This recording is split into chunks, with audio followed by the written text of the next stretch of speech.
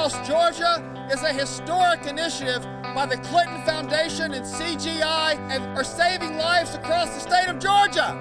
This bus tour is really an attempt to sort of knit the fabric of the community together.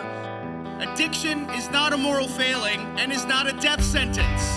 We know that we have about 800,000 people in the state of Georgia living in long-term recovery. Our goal is to bring those people together, to hear their stories. Our role as faith leaders is to normalize the conversation. Your faith leaders need you. What if we gave education to all our faith leaders and they actually could be part of the healing process? I am here today to hand off these tokens of our appreciation to this community by way of the Overdose Aid Kit or OAK box. In the words of President Clinton, we believe that Narcan should be as easily accessible as a fire extinguisher. I realized that there was a need for high quality care that didn't just focus on the short-term outcome, but the long-term outcome. There are a tremendous amount of agencies and folks here in this community. You can get the help. You're not on this journey by yourself. For those people who are scared to ask for help, we're bringing the resources to them. Recovery is real. You don't have to stay in a position that you're in. I think that this bus tour is monumental. It's not demonizing addicts, but it's celebrating recovery. When we build a better life individually, we bring a better life to our community, we build a better life together. Recovery's freedom. You know what I mean? For so long, you felt trapped and you felt bound. Recovery is possible for everyone. We know that the opposite of addiction is connection. The truth is, we can and we do recover.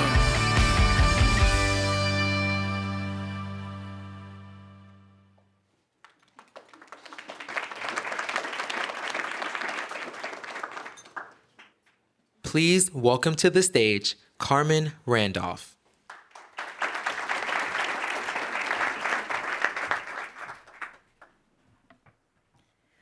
My name is Carmen Randolph, founding president and CEO of the Women's Foundation of the South, or WFS. I am here to shift the U.S. South to a region where women and girls of color prosper and achieve their destinies. Historically, Southern states are the worst places to be a woman of color in our country.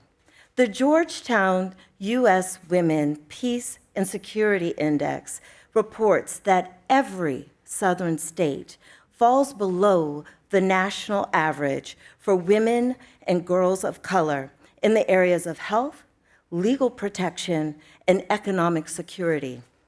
The generational impact of systemic racism and patriarchy contribute to persistent poverty, high maternal mortality and morbidity, and dismal legal protection as it relates to domestic violence, reproductive rights, and employment discrimination. Even so, the Ms. Foundation's Pocket Change report noted women and girls of color in the South received the smallest proportion of grant dollars in America. WFS recognizes that women of color have anchored communities, families, businesses, and social movements in the South for decades, yet their stories are seldom told. Our commitment to action is to harness the power of narrative to drive just policies and investment. In partnership with Microsoft Philanthropies, Strut Agency, and the W.K. Kellogg Foundation, WFS will amplify the narratives of Southern women of color and change makers in two dynamic ways. First, we are producing a network-quality docuseries called As We Are. It showcases women of color leaders and their work in Louisiana, Arkansas, Texas, Mississippi, Georgia, and Alabama. Second, we are creating an interactive presence for our endowment campaign that lifts the stories of sacred Southern mothers to be honored by Americans nationwide. The importance of women of color and their labor in the most challenging conditions deserve to be recognized. They are sheroes, change makers, and solution architects who perpetually do the most with the very least resources. Their stories deserve to be told.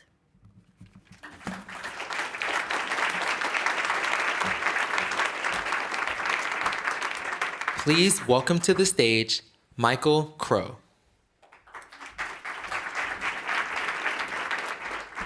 Hi, my name is Michael Crow. I'm president of Arizona State University, an institution with about 80,000 students on campus from 158 countries, about 95,000 students pursuing degrees online from all over the world, and about 6,000 faculty members. And we've been working for the last 15 years to basically overturn the fundamental model of American universities, which is to always move towards an elitist model of excellence through exclusion. We do that by our charter, which is focused on inclusivity, the notion that the institution will judge its success based on who we include and how they succeed, not who we exclude and how we count them out. And we've been working over decades to try to make this happen, embracing technology, changing things. I'll give you one quick example. We used to have 6,000 students in engineering with a low freshman retention rate, around 70%. It was a weed-out culture. We changed everything, the culture of engineering, the design of tools, the building of tools to teach calculus to anyone. We did all these things together. We've now grown engineering from 6,000 students to 32,000 students and are now the number one producer of engineers in the United States, with more than 7,000 graduating, moving into the market with unbelievable diversity, women, minorities, everyone now included. Along the way, we realized that we had to find new ways to overcome the immensely selective way that science is taught. So we began taking on partners and moving new directions, 500 technology companies to enhance our learning outcomes that we partnered with. And then right before COVID, we met a group in Hollywood run by a guy named Walter Parks called Dreamscape Immersive, who was partnering up with Steven Spielberg, and we found a visualization technology that would allow us to, in virtual reality, separate the notion of learning from an abstraction in a science lab to an emotional thing. How many people have ever cried in a movie? Everyone. How many of you ever cried in a biology lab? No one. During COVID, we had 150 people. During COVID, we had 150 people focused on the building of a new way of teaching in virtual reality biology. We implemented it. 12,000 students have been through the program. No one fails in these weed-out courses, no one.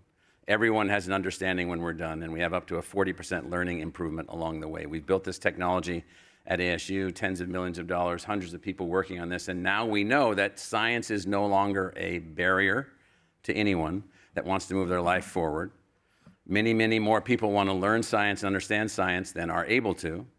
And now our commitment is to take this technology that we call Dreamscape, learn, and move it out to all the universities, all the high schools, everybody around the world. Thank you.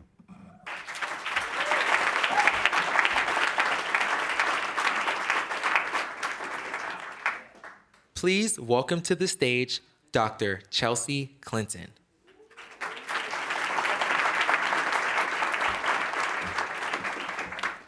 Thank you all. We certainly just heard two incredibly powerful examples of storytelling, and each was anchored in ensuring that more people are able to tell our own stories. And we're living in a moment which arguably kind of is facilitating kind of most of us being kind of the authors and agents of our own narratives. And yet we're also living in a moment where arguably we have more people telling us what stories we don't belong in, where we are not being centered, and where we are often being tsunamied with disinformation, a lot of distasteful stuff, and quite a bit of discrimination and hate. And so we desperately need people like the storytellers we're going to hear from next, and the storytellers we just heard from, who are focused on ensuring that we can both have the platform and agency and confidence to tell our own stories, and who build a culture where we will listen and learn and support and champion those individual stories while also providing kind of ballast and motivation and purpose toward building more holistic narratives. Because I think we are living in a moment where either we will have a coherent story in this country of what it actually means to build toward a more perfect union, or we will not. And we are living in a moment where we will either have kind of a coherent sense of being part of a global community really built on solidarity, or we will not. I've thought about stories for a long time because I read stories about myself before I even knew that maybe I should be thinking about my own story. It's quite a lot of cognitive dissonance for a little kid in Little Rock, Arkansas, and thank you for including Arkansas in your work. And I have a vivid memory of going to the 1992 presidential debate in Michigan. I was feeling quite awkward because when you're 12, unfortunately, you're told you should feel awkward. And I had a very gargantuan cast on my leg. I had fallen in ballet class. I had fractured a bone in my foot. I had ignored it. I'd gotten up and finished in ballet class, and I was at home. And I fell in my room, and I thought, oh, shoot, I'm really hurt. So my parents are already in Michigan. I go to the emergency room. I get the care I need. I get this awkward cast. I have my crutches. I get on a flight. I meet my parents in Michigan. We go to the debate in East Lansing. I'm so proud of my dad. And either later that week or the next week, there I am. Thankfully, I can't remember in which corner, bottom right, bottom left, upper right, thankfully not in the center, but somewhere prominently displayed, the National Enquirer, Chelsea Clinton's being so ignored by her parents, she's thrown herself off the roof. And I remember thinking, well, I didn't throw myself off the roof. I fell in ballet class. But what a better story. And that, to me, was a really powerful moment for understanding that the power of story often is more powerful than the truth, even than our lived experiences, what we ourselves have borne witness to, witnessed, or lived. And we desperately need our artists and our storytellers to help us move toward a place that is both beautiful, truthful, inclusive, bold, and resistant to the fascism that surrounds us everywhere. So thank you all for being in this work. Thank you for all the sympathy I saw directed toward my 12-year-old self. Don't worry, I knew I'd fallen in ballet class. And now it's really my pleasure to welcome to the stage Carolina Garcia-Jairam, the CEO of the Elevate Prize Foundation. Carolina.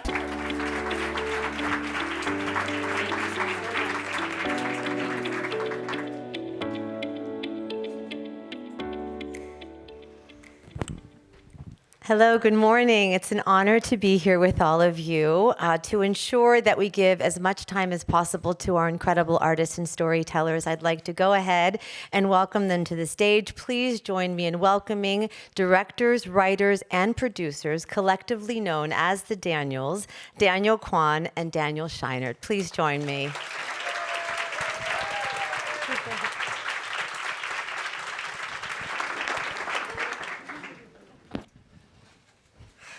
Good morning. Good morning. How are you both? Hi, everyone. Thank you for joining us today. I'm very excited to be here, very humbled to share the stage with so many incredibly talented people. And the room. And the room. Yes, you're all very incredible and talented too, I'm sure. Yes, we have a lot of storytellers in this room, I imagine, and a lot of folks who are so interested to learn more about your process and the thinking behind the incredible work that you've both done so far in your career. You have a lot more ahead of you.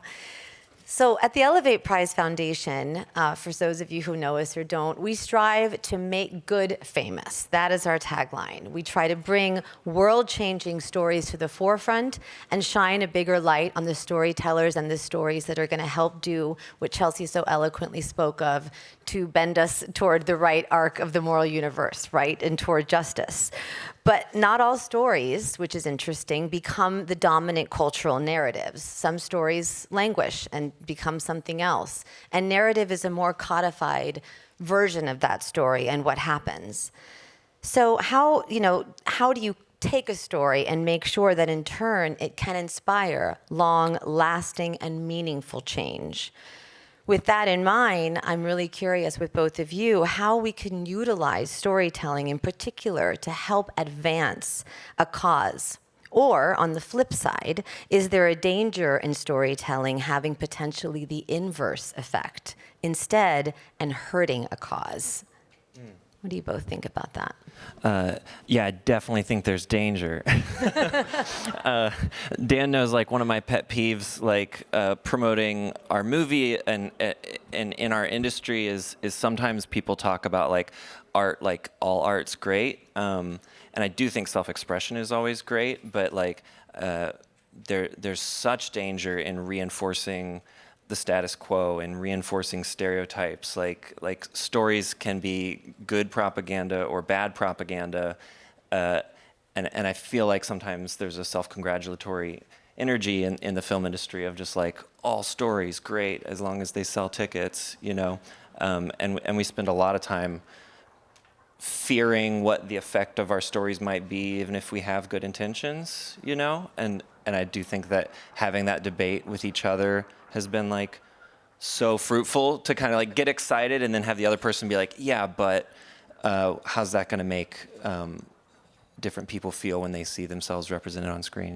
Yeah, I feel like I do want to get to the power of storytelling and how transformative it can be later, but I do think it's worth noting that, you know, for storytellers, and I'm including everyone in this room, you know, whether you're a journalist, a mathematician, a teacher, a CEO, you are telling a story in order to communicate your small perspective of the world so that it can, you know, combine with everyone else and we can make sense of the world and we can make decisions together. That is all of our jobs as humans. You know, story is the thing that separates us from animals.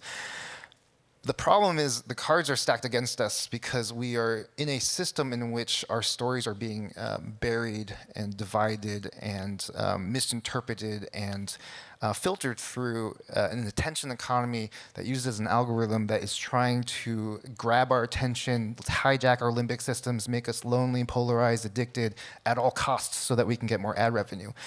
I'm acutely aware of this as someone who has to make a movie, try to make something interesting, beautiful, authentic, and then put it into a world where, you know, 99% of films don't get seen. 99, especially the films that, like you said, are the good stuff, the stuff that we really need to be hearing.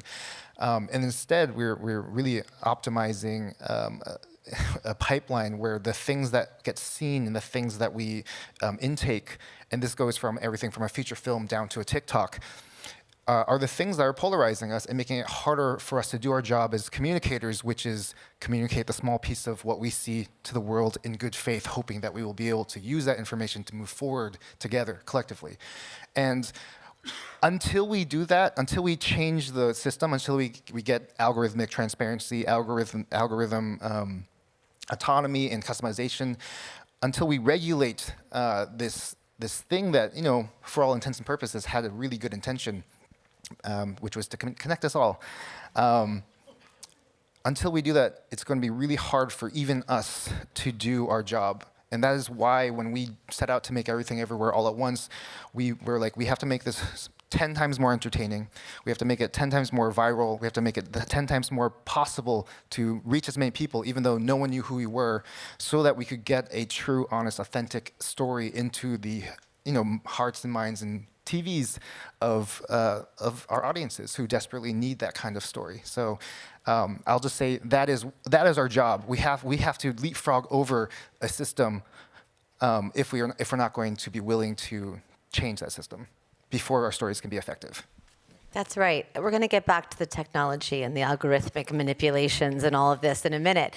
But talking about that system and about just these warring forces oftentimes that we're dealing with, because at the same time, and I tend to be, as Secretary Clinton, an optimist who worries a lot, you know, we are experiencing a cultural renaissance in content. We feel it, we all see it, and we all have a hunger for it. And I think it's a big reason why the Elevate Prize found our work has been received so well, is because, especially post-COVID, people are looking for these authentic stories. They're looking for the truth, obviously, and they're looking for those proximate leaders and those stories that really reflect our humanity and the greater diversity and representation of who we are as people. And we're seeing that show up on TV screens and in movie theaters.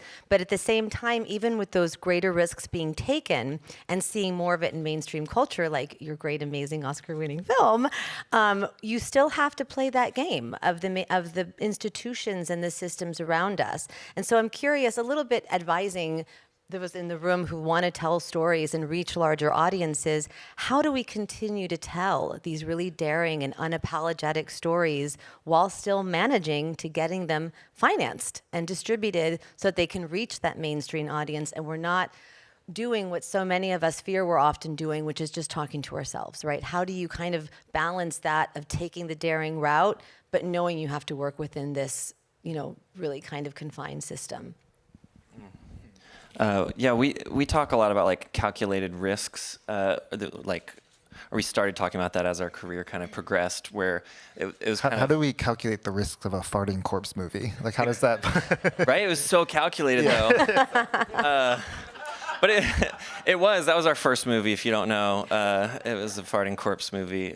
Starring Harry Potter. It was very exciting. That was the calculation, was if we get Daniel Radcliffe in there, then a couple $1 million movie might actually make its money back. I didn't feel like I was tricking my financiers. I was like, no, this is a good investment. It's going to be beautiful. The score is going to be incredible. It will push people out of their comfort zone, but we're going to have this guy in there. And I think we're always trying to play the system a little so that we can tell a story we want to tell, and not just be like pure artists with their head in the ground, heads in the sand. So like with Everything Everywhere, we knew we were trying to make like a Marvel movie, like it was going to have those beats. It was going to be an action adventure movie, but then we had something really heartfelt we wanted to put in there, which was like the story of an immigrant family, but also like we would come up with these little goals, like the finale of the movie is Michelle Yeoh going up a staircase and being nice to a bunch of people. And our goal was like, can we make being nice as thrilling, as like action rewarding to the audience as John Wick shooting bad guys in the forehead? Because that sells tickets. And that was such a fun challenge to be like, oh, we're trying to do that entertaining thing. We're going to watch those movies. We're going to study why that works. But we're going to have like something to say in there, which is kindness is a weapon, And selfishly, we just wanted to make an action movie too. I think you can't forget that sometimes it's good to be selfish. It's very fun if it's fun for me, it's going to be fun for you. The other thing I'll say is that's worth noting. The Coen brothers were asked once about their career. How did you sustain such a wild, long career with a lot of different films and a lot of different flops? How did you get a chance to have this career? And their answer was like, if you do something for a low enough budget, they'll let you do anything. And I think that is how we've managed to make. And I think they said they'll let you do another one. Yeah, exactly. They'll let you do another one. Yes, even if it flops, you didn't like blow $100 million. Exactly. Yeah. And I do think that artists, especially artists, people of color, we have a chip on our shoulder, and when we see we're not getting as much money as our other counterparts, it can be really hard. But I want to encourage you guys to think of efficiency and independence as a real asset. We were able to make Everything Everywhere. We could have, we were offered a Marvel job, but we knew we weren't going to have the mobility to truly put our authentic selves into that. And so we said, no, we're going to work on our smaller budget film. And our film was probably 10 times smaller budget-wise than a low-budget Marvel film. Right? A low-budget Marvel film is probably like 100 million, 140 million. Our film was $14 million after COVID. And we were only able to make the movie the way it was, in the way that was able to capture, audiences. I still don't understand how it happened, but it happened. It captured audiences' attention because we had autonomy in a way that most filmmakers can't. So you guys can all take that into your own perspective fields. Be nimble, be smart, be efficient. Obviously, pay everyone well. That's one thing we will never cut on. But every other way, find ways to be really smart about your resources, and you will be able to do so much more with it. I think that's so smart to think about how you couch a message in something that's already mainstream accepted, like couching kindness as a weapon in an action movie, right? Like how you do that years ago. It reminds me, I was at Sundance and I heard Jane Fonda and Lily Tomlin talk about the making of, and I will age myself, but it's one of my favorite all-time movies, 9 to 5. And originally when Jane Fonda wrote the movie, it was a drama. And it was Lily Tomlin who said, you're going to reach a lot more people if you make this a comedy. What a brilliant stroke of genius. I mean, I don't think that movie would have done what it did if it had been a drama. Yeah, Barbie's like a supremely stupid movie. Like, it's just such a silly comedy, and it's full-blown about the patriarchy. It's so impressive. Yeah, it's such a good example, exactly. Stupid is a positive. Oh, I love Barbie, by the way. Yeah, exactly. I love stupid things. We use stupid as a compliment, so sorry. Yeah, because sorry, it disarms people, right? It disarms people so that you can get this like very powerful message in without them really realizing it. Yeah. Mm-hmm. So let's get to the elephant in the room and the technology and the AI and what's happening in terms of narrative. This is a narrative that's being written in real time every single day. It seems to be shifting. Some of you may be following these congressional hearings that have been closed to the public but written about a lot, where you have Elon and Mark Zuckerberg and OpenAI and a bunch of other people talking about, what's happening. And I think there's so many perspectives in terms of the effects and impacts of AI, but I'm really curious about your reactions about this as creatives and as AI continues to evolve. I don't know if it's about protecting, but what it does, what's its impact on human creativity? And I know, we're a little, you were saying a little doom about it for now, but what are you feeling about it? What are you thinking about it in this moment as that narrative's being written? Should we go in unison? Yeah, exactly. One, two, three. AI is, yeah, I could talk about this for a couple hours, and I won't. He does often. We often. I'm very fortunate to have a lot of people in my life that are connected to this world and have informed me on a lot of things. And the more I look at it, the more it's hard to deny the fact that AI as it is and AI as it will is going to force our systems to shift and change. If we do not transform our systems, I fear that we as a society will not be responsible enough or wise enough to wield this power, this technology. And so if that is true, if we are going to have to face the fact that we are in a place of transition, and I think we can all kind of see, even without AI, we are in a place of transition. How do we be good stewards of this transition? We're in the middle of a strike, writer strike, actor strike in LA, and it's been far too long for a lot of our crew members and a lot of the people who are working and living there. And we were very excited that like both of those unions like put AI into the negotiation, because we'd been talking about it, and like our guild, the Directors Guild, didn't put it in theirs. They were like, we're not scared. They're not going to come for us. But I'm so happy writers and actors are fighting it. And I think one of the things we have to think about in this moment of transition and transformation is like, how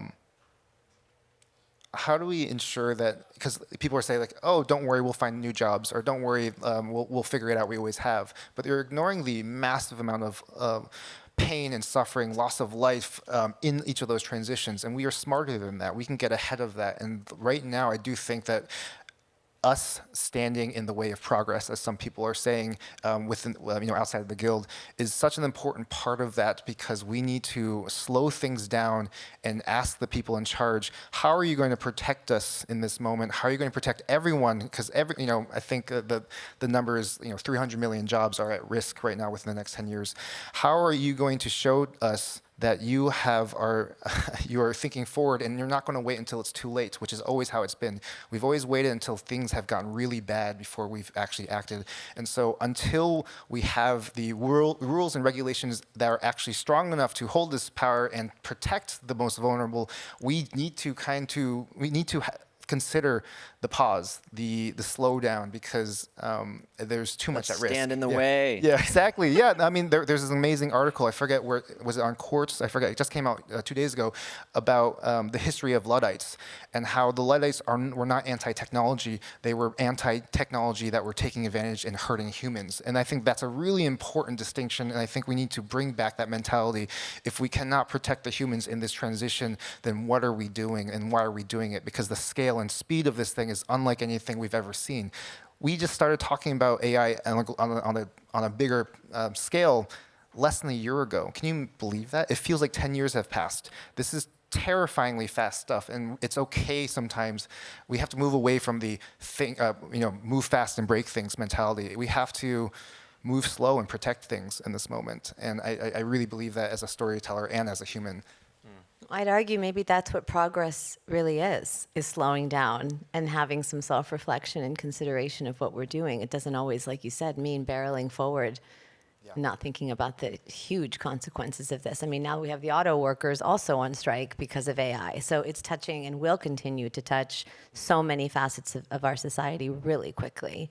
That's what I was just thinking is like, we talk a lot about how like a lot of articles and things about AI touch on a narrow point of view. Like even within our industry, they'll be like, what's it going to do to writers? Which is an important topic, but if it's not paired with like the expanse of this thing, like a computer that does human tasks on command an infinite number of times, like if you're not thinking it, if they're not pulling back it, then it's actually kind of hurting the discussion, you know? So you can list off good things or you can list off bad things, but it's understandable that we're all kind of confused. It's like a technology that's going to touch like our safety, our jobs, our ability to communicate, our ability to like fact check things. It touches every single industry, and like the richest people on the planet are in an arms race to deploy it as fast as possible first. That's not good. That's not easy to write a quick article about, you know. When you have Elon Musk telling us to slow down, you know we better slow down, you know. Yes, and it really is a fascinating topic and one that is moving so quickly. But it's also an existential moment to really question what humanity really means and what we were saying earlier. What is consciousness? What is self-awareness? How does this get manipulated? And what do we need to really be open about and speak of? And I think that does in fact so many impact leaders, entrepreneurs, allies around the world, because their stories have never been able to reach people effectively. And now there's so much danger that they could be even further manipulated. And speaking of what stories are not being told, I want to know what stories are not being told in your perspective that should be, and what stories are you both excited to tell that haven't yet been told? I do think that was like something I'm still confused about, you know, from the last year, is that our weird movie, so many people liked our weird movie, you know, and I do think it's a sign that people want new stories, and that's really like exciting, and like I hope the legacy of our movie is it helps a bunch of other weird things get made and a bunch of weird people express themselves from all corners, you know, of society. Yeah, I love laundry lists of like what there's too many stories of. Like we'll watch a movie and like I'm very quick to kind of be like, but what was it about? You know, like sure it was technically well made, but was it another movie about like an arrogant guy who's like a little too arrogant but still really good at his job, and then he gets a little less arrogant and beats up some bad guys? Like, I don't think we need that many more of those stories. Like, I don't think it's a particularly helpful one. Agreed. Yeah, I mean, what you're getting at is like we want transformation. We want stories that are truly going to transcend the status quo, and not just for the sake of disrupting. Obviously, we've proven that disruption is not a great end goal all the time, but to look deeply at the symptoms of our current systems and try to find ways in which we can embed stories that look at how we can do a better job of just existing as humans collectively together. Like we were, you know, I mentioned earlier, I want to talk about the power of storytelling because like everyone says it's so powerful and it's so beautiful, but like it's so easy to compress that idea and then forget what is in that. And I want to have a little bit of time to unpack like and remind ourselves that stories can transform because from an anthropological perspective, story is the thing that has organized us from the beginning. It is how we created religion, the concept of money, government. It's how we build trust and how we were able to expand communities beyond the limitations of the Dunbar number. Like, this is powerful stuff, and we cannot just let Hollywood and money tell us what kind of stories we are telling, because otherwise it'll all be escapism and entertainment. And escapism is the opposite of what we need. And as far as stories we don't need, is like even the best intentioned climate stories or social justice stories buried in escapism is still escapism, and you're not engaging with the world. You think of dangerous stories right now. I think of billionaires wanting to colonize Mars. What a dangerous utopian escapist film or story. You're going to spend billions and trillions of dollars trying to terraform a planet that our bodies were not built for, and we can't even figure out the water crisis in Flint, Michigan, or Los Angeles. Is horrifying. Yeah. And so even the most uplifting utopian stories can be dangerous if they are not engaging in our backyards, our own lives, our own companies. If you're a CEO and you're trying to imagine stories that will save the world, try to imagine stories that can change your business model in a way that is going to better suit your company, your people, your community, and yourself too, your own mental health. I think there's a way for us to retell the stories that we tell ourselves about ourselves.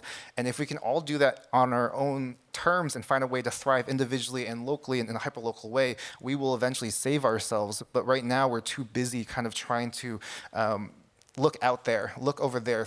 It's the same thing as the rapture narrative. It's the deus ex machina, the thing that will save us somewhere over there. That has never been true, and it's always been something that humans have wanted. And I think we're smart enough now to be aware of that. And so we should be, reframing how we tell the stories about how we're going to save ourselves.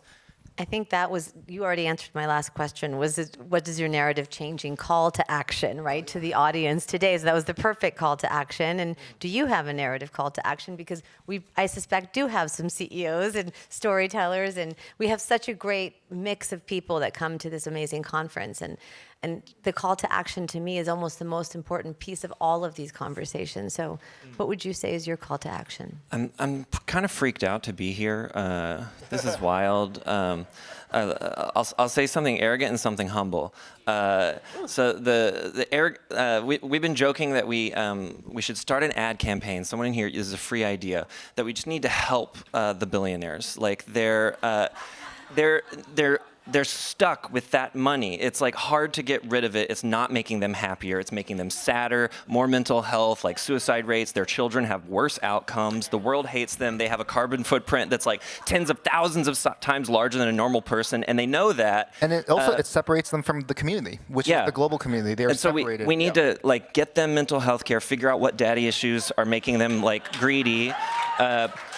But it's not their fault. Like, it's hard. I think it's genuinely. The system has told them that this is how you win, and it's not their fault. I have more money now than I had last year, and that's confusing. Like, it's a weird feeling. You don't know where to spend it, and so we need to help them spend it, help them get back down to normal life where they can we need to help ourselves spend it too. Yeah, they can be less lonely, I have some ideas. happier. Like having community is what makes you happy, not like yachts. And so not even happiness, fulfillment. That's what we're really going for, because happiness comes and goes. Fulfillment stays, and that's what we want to give the billionaires. We want to give you fulfillment.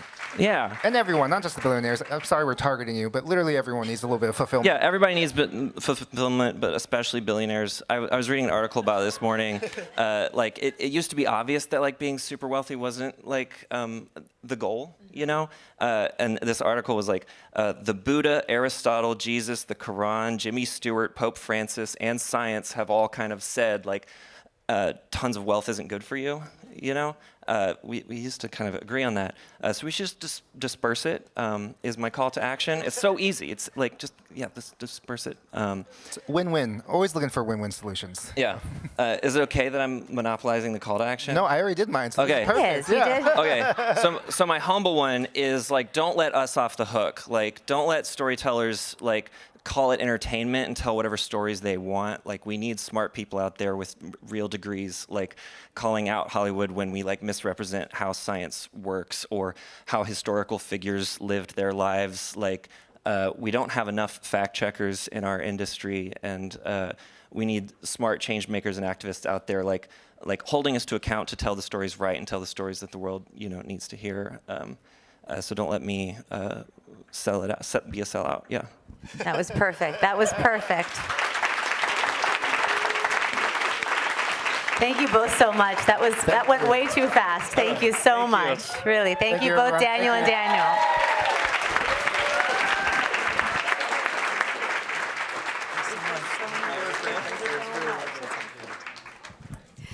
And now I'd love to welcome our second panel to the stage. I'm so excited to welcome first artist, author, and illustrator Oliver Jeffers to the stage, as well as founder of Brown Girl Green, Christy Drutman, and hip-hop legend, actor, and record executive Fat Joe. Please join me.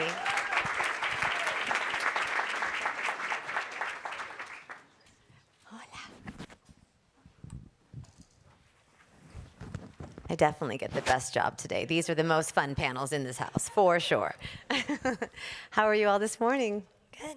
Good morning. Thank you so much for being here. How you doing? I got the rapper time. I've been here since 8 in the morning. Yeah? Yeah. That's rapper time? Yeah, that's rapper time. 4 hours early. But how's it going, guys? How's everybody? Okay, I'm going to start with a question that's for all of you, so any of you can take this first. Again, the foundation that I help run, we're a global social impact foundation that's very focused on storytelling, and we talk a lot about the power of culture. What is the meaning of culture, and how storytelling can shift perspective, literally shift perspective and inspire action. That's our real vision in the world, is how do we get storytelling to inspire actual action and move the needle. So I'm curious from the three of you, because you do this in such different ways, why did you make the decision to use storytelling in particular in each of your particular mediums as that catalyzer, as that engine to bring change to your communities or the issues that you cared most about? Why storytelling? So I grew up in Northern Ireland with 3 brothers, so you had to speak quickly and efficiently to get anything heard. But my mother growing up always used to say, never let the truth get in the way of a good story. Which, Irish. people do that. It can be borderline dangerous, but as Chelsea said earlier, there's something to that, where the idea of how you think about something can change depending on the perspective you put on it. But I grew up in Northern Ireland, which is not in Ireland, which a lot of people kind of don't realize or forget. And I see the power of 2 competing stories that are basically snuffing each other out. And I think I've tried to just tell stories in a very sort of simple way that is about, really, I was trying to entertain myself for a long time, but I recognized that, no, all people is a collection of stories. You're the stories that you're told. There's the stories that are told about you, and then there's the stories that you tell, both to everybody else and to yourself. And I think it's that last one, the story you tell to yourself, I think is probably the most powerful one of all. What about you, Christy? Why storytelling to do what you're doing? Yeah, for me, I'm Jewish and Filipina, so I grew up kind of an anomaly. I didn't meet many people who held my identities or my backgrounds, and especially when it came to climate change or environmentalism, I definitely didn't see people who looked like me or represented my narrative. And yet, I had family members in the Philippines, being directly impacted by the impacts of the climate crisis. And yet, I was seeing here in the US and around the world that there wasn't people who looked like me telling the stories about what those issues look like. And I figure if we care about climate change and getting people to care about the environment, it has to come from the people, from the communities most directly impacted on the front lines. And I think for me, I just wasn't seeing that kind of storytelling being brought to the forefront in a meaningful way. And I felt like, why not just cut through the noise directly and produce my own media? I'm not gonna wait for the news to cover it. I'm not gonna wait for these mainstream media conglomerates to try to cover it. I'm just going to look in my own community and in my own relationships with other Black, Indigenous, people of color around the world who are directly doing the work to find solutions to climate change and highlight them, bring their stories to light. Because with all the doom and gloom and people saying, we're just screwed, the plan is just screwed. It's like that actually is totally erasing so many communities around the world that are coming up with solutions, are building active resilience and adaptation. And I just felt like there needed to be a space and a stage and arena to highlight that, because that's where the real hope lays.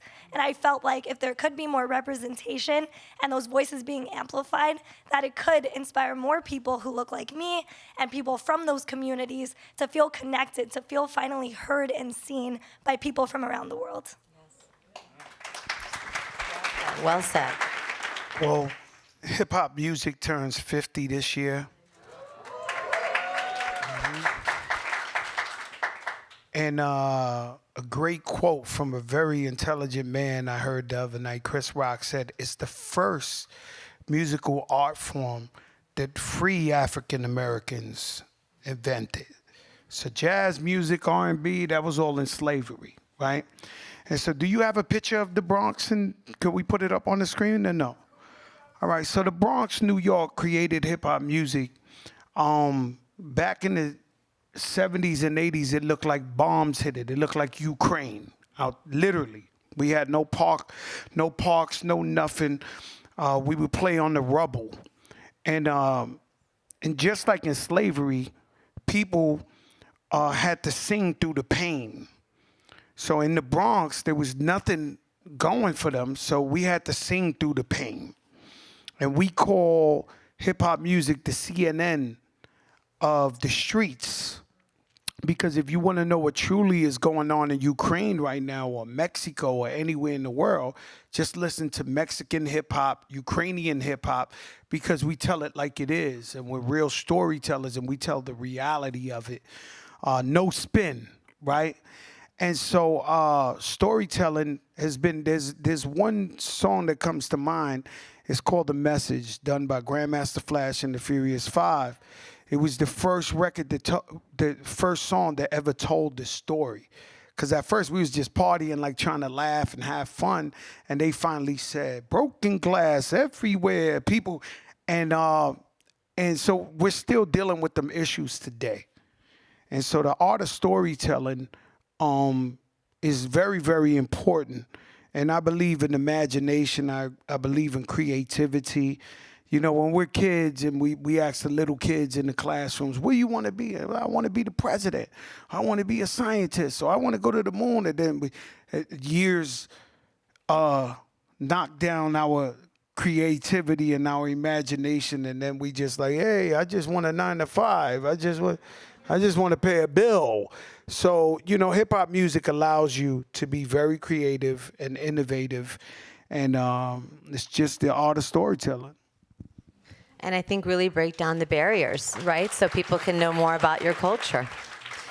Christy, back to you for a second. It's because you were talking about the reason you use narrative, your own personal story, trying to get more people connected who might come from bit different and various backgrounds.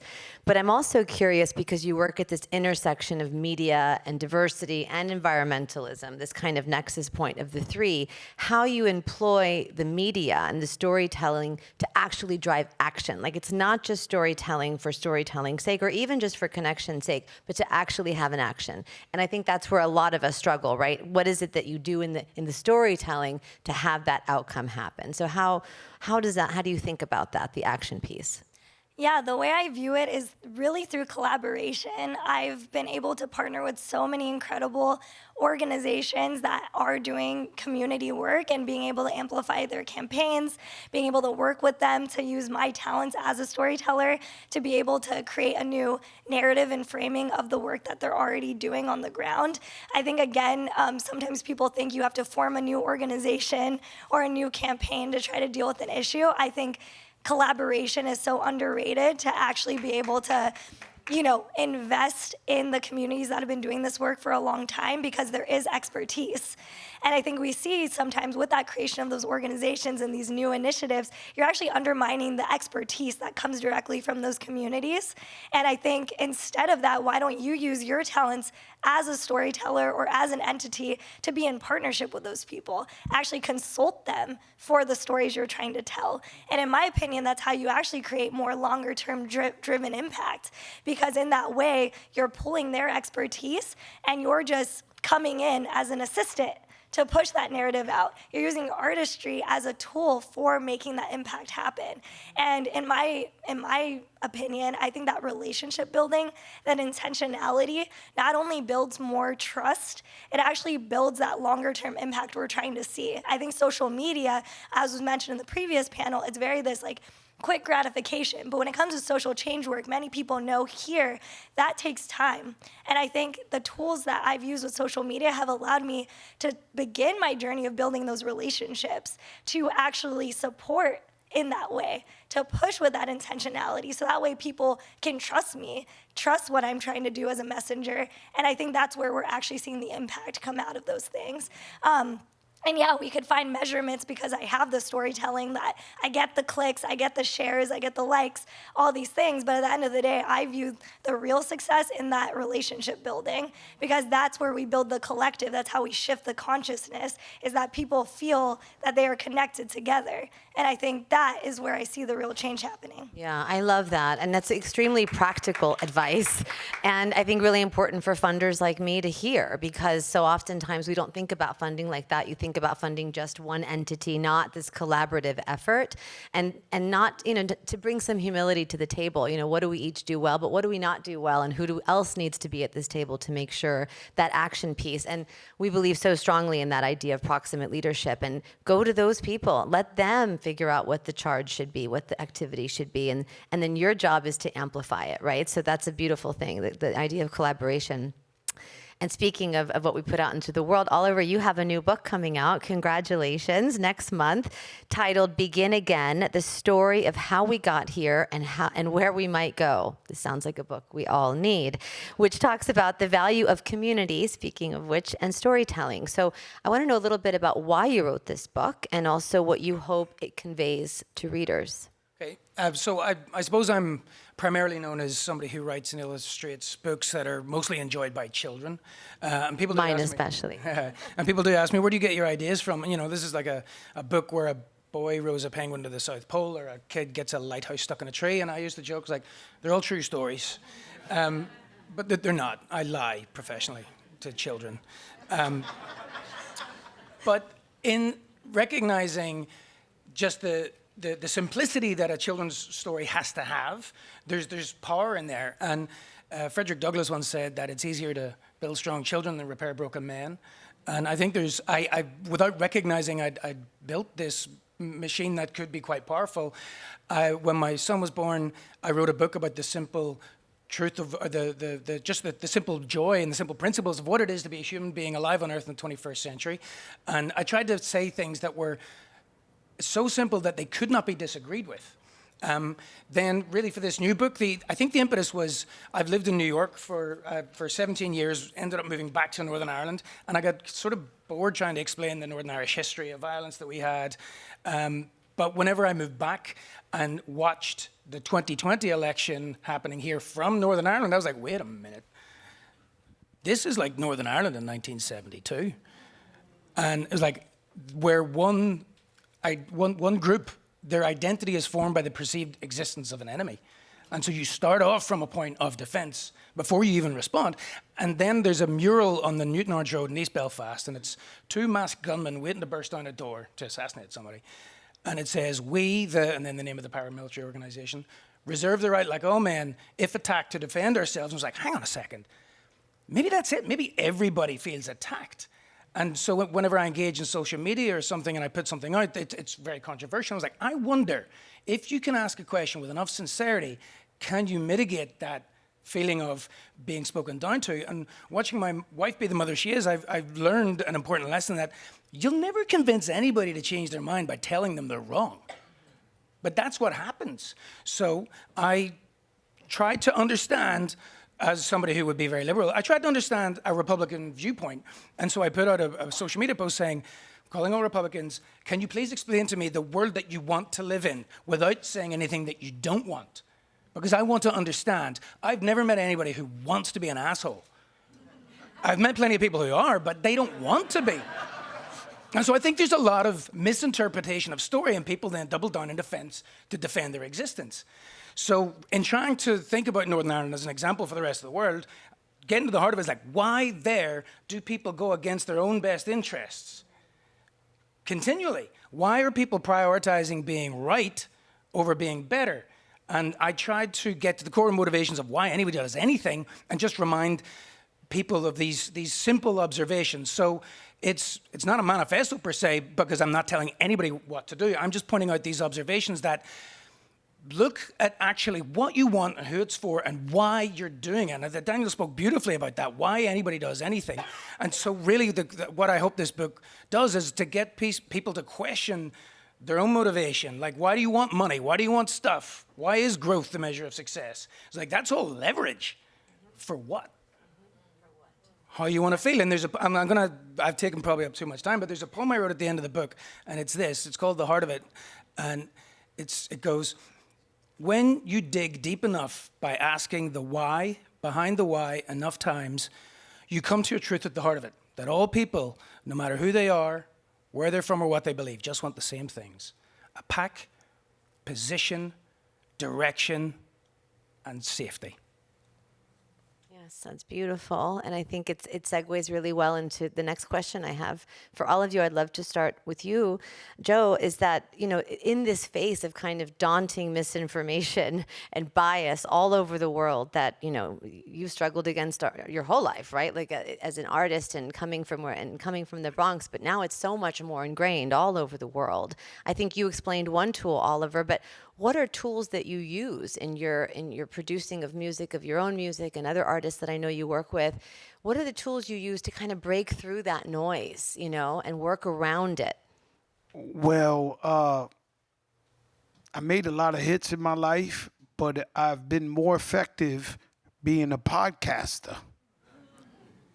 And so when I came in the rap game, it was all about mystique and privacy, and you don't know who they are. But now with the age of social media and COVID happened, I wasn't even with social media before COVID happened, right? So when it happened, my daughter, she was 14 at the time, she was like, "Dad, go live." I was like, "What's live?" And she was like, "Live, you're gonna talk to your fans live." So I went live, and before you knew it, I had like a TV show on Instagram, right? And I got everybody from Fauci to Floyd Mayweather to Mike. Every day was somebody, right? And it was really, really big. But we got to talk about issues that affected our community, and I still do it to this day, and talk directly to the people. And it's very important that we document everything, because transparency is key. And another reason why I started doing that, because I started watching documentaries based on like hip hop. Like, I'm born in the Bronx at 50, 53. Hip hop started at 50. I grew up in the area that created it. And I started watching these documentaries that were just telling the biggest lies I've ever heard in my life. And I was like, oh, wait a minute, this is terrible. And what about the kids in 30 years who look at that and believe that? And so then I started a podcast or a live where I started bringing Snoop Dogg on so he could tell us how it is. And I started bringing everybody. So just being transparent. I also have a book called The Book of Jose that just came out. And I like to tell people my wins, my losses. I like to put it out there for the people so they could just learn from my experience. When I was coming up in the game, nobody really sat down with me and really told me, "Joe, maybe you shouldn't have 40 guys with you, an entourage of 40. Maybe you are scaring the money away. Maybe, I wish somebody would have told me that I respected. I would have got my circle smaller to begin with. I got a funny story I could shoot real fast. So I grew up real tough in the Bronx. And I have this like machismo persona, right? And back in the day, it was cool to have 30, 40 guys with you everywhere you went, right? So I met a guy years later. We in Miami. He got linen on. I got linen. My wife is having margaritas with his wife. And he says, "Yo, let me tell you an interesting story, Joe." And I said, "What?" He said, "Well, one day," he says, "I do branding and marketing. One day, I had a $2 million check. And my boss told me, don't come back without giving that to Fat Joe. to represent a beer brand or something. He said, I came to the Bronx. You have 40 guys with you. I walked past the first 10 guys. They stopped me and said, you can't talk to him. You can't talk to him. He said, I snuck around 20 more guys. He said, you can't talk to him. You can't talk to him. And he said, here I was with $2 million staring at you. And I said, man, I can't even give him the check because you got all these guys stopping the money. And so if somebody would have told me a story like that when I was 19, 20 years old, I would have got rid of everybody to begin with. Yeah. My granddad used to say, if you want to get in somewhere for free, you just walk in backwards and they'll think you're leaving. You should have tried that. No, but that's a really practical tool to say it's vulnerability, right? It's making yourself accessible and open to people, and that's often a dangerous, scary thing to do, especially when you're young. But look at all the opportunities you leave on the table when you're not willing to be vulnerable. So that's actually, I think, a really important tool. You said that about your music. It was about real truth and it was about vulnerability. And Daniel said that about authenticity. It's, art. It's got to be sort of selfish so everybody can watch you bare your soul for the public to beat, and that is what allows them in, rather than trying to think, what do they want to hear? So it's the vulnerability is a powerful, powerful tool. Yes. Yesterday, I was reminded of this great quote I heard someone on the panel say that Nina Simone said, it's an artist's duty to reflect the times. That is a fact. And this is how we understand our history, right? We look back at history, and this is how we know what people were wearing or what they were singing or what they were. This is from the hieroglyphics on up. This is how we know what was happening. And the misinformation, what's so dangerous, like you said, is that they may get the wrong idea of what actually happened, which is why what you're doing is so, so important. So I'm wondering how you leverage the mediums that you're working in to uplift the marginalized voices. You talked, about some huge hip hop stars and, who came onto your show, but if you're trying to uplift the voices that are so often not heard, how do you do that in the work that you're doing? Because you all can do it so differently. Well, I teamed up with an organization called Power to the Patients, and we went to Washington because over 100 million Americans are in medical debt. And this goes back to the Native Americans. This goes to white people. This goes to Democrats. This goes to Republicans. It's the only place you don't get the price. If I walk in the store and I want a sandwich, I know it's $8.99. It's the only place you go to that they don't tell you the price. And then when you walk in the hospital, you sign a waiver that says you have the right to take all my property if I can't pay for it. So now I read one story of an Amish family. You talking about Fat Joe hip hop talking about Amish? A young lady needed a kidney, and the family was scared to do the operation because they might lose the farm. And so I teamed up with Power to the Patients, that's bringing awareness and transparency, and we got a law passed in New York City for the first time ever, a transparency bill, because the people need to know. You go in the hospital, you on an MRI. That's amazing. That makes a difference. But that's the hip hop. That's what we're talking about, storytelling. So you go, sometimes they got to hear from a guy like Fat Joe. So you go in the hospital and you get an MRI. It costs someone $400, costs the next person $4,000, costs the next person $1,800. If I could do that with everything I did, it'd be loan sharking or something, right? It'd be criminal. And so we just shine a light on that. And it started out, I went there maybe 3 years ago, and I had like 2 senators listen to me. And then last year I went down to Washington, and I had 100 of them. Everybody, congressmen, senators, and because it's the idea this time has come. But you need the right person to preach the gospel. And then I went and got all my rapper friends involved as well, too, so we could spread the knowledge. And we're seeing movement happen across America. It's a beautiful thing, a beautiful way of telling the story for the people who are voiceless out there. Yeah. What would you say, Christy, to that question? Yeah, I would just say that a lot of that work has culminated in my creation of Green Jobs Board. That's been an initiative that originally was grown out of Brown Girl Green. So after many years of thinking about how do we bring more people of color into the conversation around climate, a big thing came up that we need jobs. We need to make money. I need to feed my family. And I was like, yeah, you can go on and tell people they care about the planet, but if they can't feed their families, they're not going to listen to you. If they can't get a job to support themselves, they're going to go somewhere else. And so for me, I just figured, why not use social media as a starting point to tell new stories about what our economy could look like and what jobs could look like, specifically putting minorities at the center of that conversation. And so Green Jobs Board started out as this social media resource where I was just finding opportunities, especially opportunities run by organizations run by people of color. And I was just putting that on the internet, and it just blew up. Tons of people found it as such a useful community resource, and it got to the point where people were like, is this an organization or something? And I remember like 2 months after I launched it, someone said, hey, I got hired through your social media posts, and that's my first job. And it was a young woman of color. She's like 19 years old, and she told me, I got my first job because of you. And I just felt like this is different. And from a social media post, we decided, after so many organizations and companies were like, we want more diverse people to work for us, we want more minorities, we want more women. But I'm like, you're not reaching those people. Your messaging, your storytelling is not reaching those people. So I was like, why don't I just create that? And so yeah, I built Green Jobs Board with my co-founder and team, and it became a company this past year, from a social media post to now. And now we're over 100,000 people using us, majority Black, Indigenous people of color using us, majority women, and we're directly having diverse people get into these organizations. And for me, that's tangible change. Every time someone tells me they hired another person of color into their organization, another woman of color tells me I helped them believe in themselves, that they could work in this field and not be pushed out, that just feels like I'm really making a difference through my art as a storyteller. That's amazing.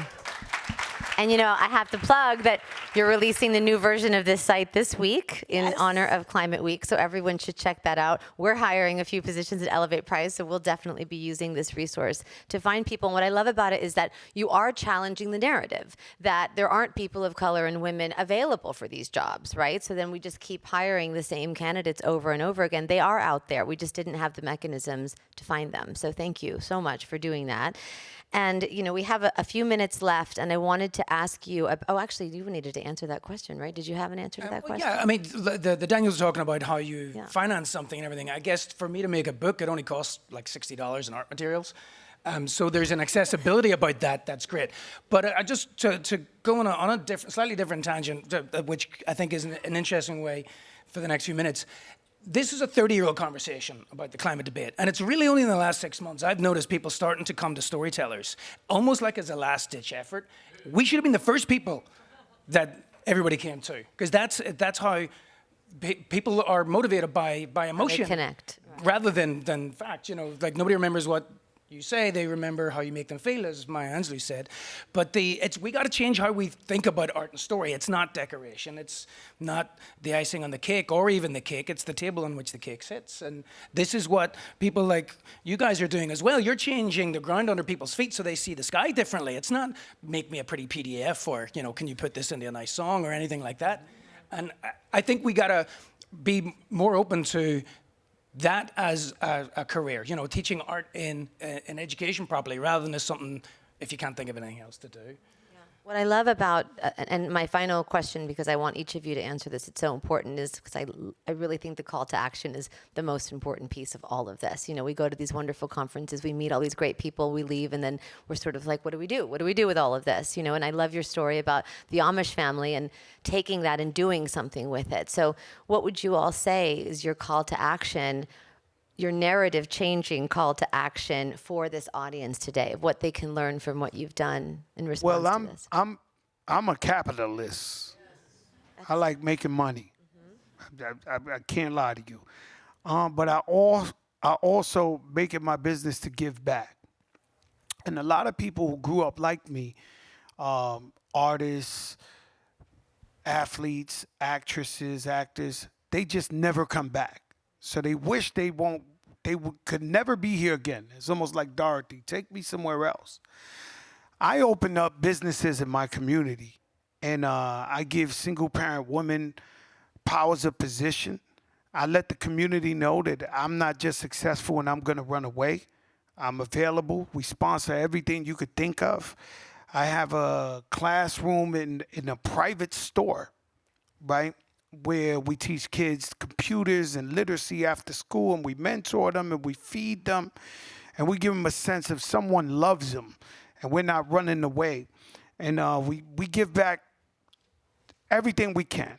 This week alone, we're giving back to the schools, sneakers, clothes, this, that. We do whatever we can to give back. Last year, we had our Muslim brothers and sisters, 17 of them passed in a fire in the Bronx. We raised $2 million in one day. And so my community knows, I'll tell you a crazy story is, I come out the gas station one day, I'm driving on my own, and I see a homeless man who's obviously homeless, right? Said, bro, I love you, this, that. I'm like, all right, cool. Usually they asking for money in the South Bronx, right? I don't want no money. I just want you to know we know what you're doing for us. We know what you're doing for the community. I cried on the way home and told my wife. And so that's more important to me, to come from nothing and give back to my community, and don't forget them, because if it wasn't for them, I wouldn't be here. And so that's what I tell everybody. Live a life, jump off the yacht, Saint-Tropez, whatever. But think about the less fortunate others in the community, and just give back as much as you can, whether it's time, whether it's money, whatever it is so important. And it's more gratifying to give to others than anything. So I'm with it. I want to make money. I love money. I love having a great time. But just give back to the less fortunate, and you'll feel so much better about yourself.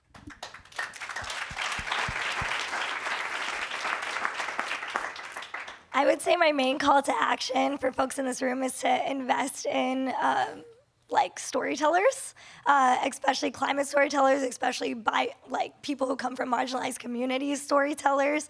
I think it's really important to nurture that talent from people who come directly from those communities, and to be in collaboration. And I think following a lot of the lines of what a lot of people have said already, I think there needs to be redistribution of wealth.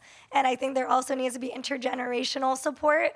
So it can't just be, it's up to the young people to save the planet.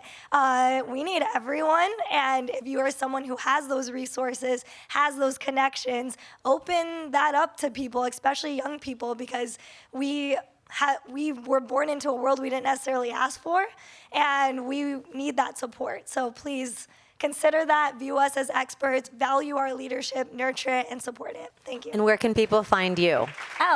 And people can find me, Brown Girl Green, and check out Green Jobs Board, my company that I just talked about previously. Thank you.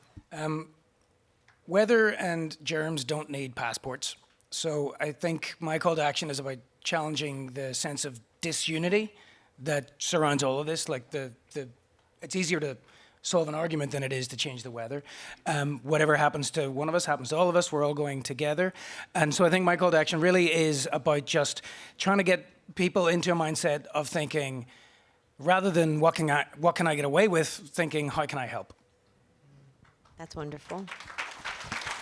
I'm so appreciative of all of you today and being here and celebrating and telling the truth and telling your stories and using senses, all of our senses, not just the intellectual sense, but all of our bodily senses to feel rooted and alive in this world and to be able to connect to people. I think it's profoundly important and meaningful. And there's actually a wonderful program within CGI called Story Studio. I don't know if any of you have attended, but this afternoon at 2:30, there's a session called Story Studio, From Communication to Exploration, the Power of Language in Creating Our Reality.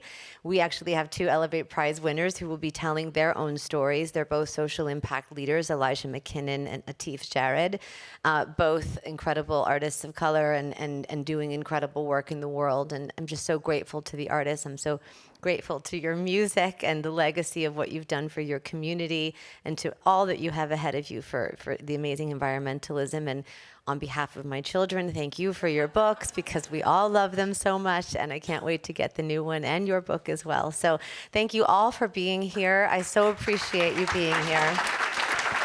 And enjoy the rest of your day. Thank you.